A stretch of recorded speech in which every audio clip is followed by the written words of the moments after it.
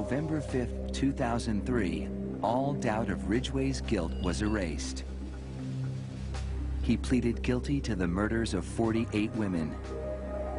He'd made a deal to cooperate with the prosecution to provide more information on his victims and the whereabouts of their remains.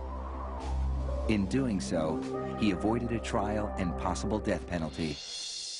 Mr. Ridgway, how do you plead to the charge of aggravated murder in the first degree as charged in count 1 for the death of Wendy Lee Caulfield?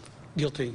How do you plead to the charge of aggravated murder in the first degree as charged in count 2? Guilty. Guilty. Guilty. It's like he didn't have any remorse at all for what he had done. You know, he'd killed so many people, he didn't remember who they were, what they looked like. I just couldn't believe that somebody could kill all those people and not remember them. Neither could the angry relatives of his victims, who were invited to speak in court when Ridgway was sentenced to life without parole on December 18th, 2003. You had said your memory, when it comes to all of the women you took, was gone. Our memory is not. In your words, you said that they didn't mean anything to you, but she meant everything to us.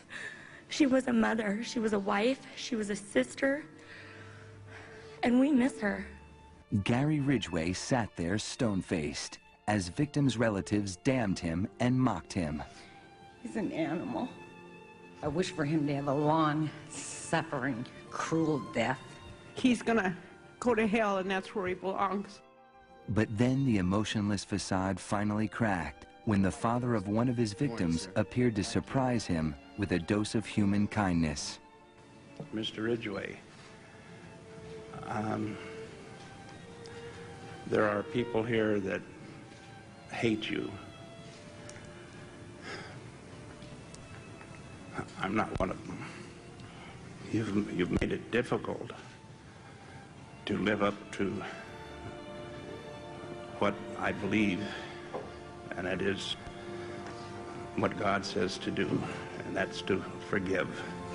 You are forgiven, sir.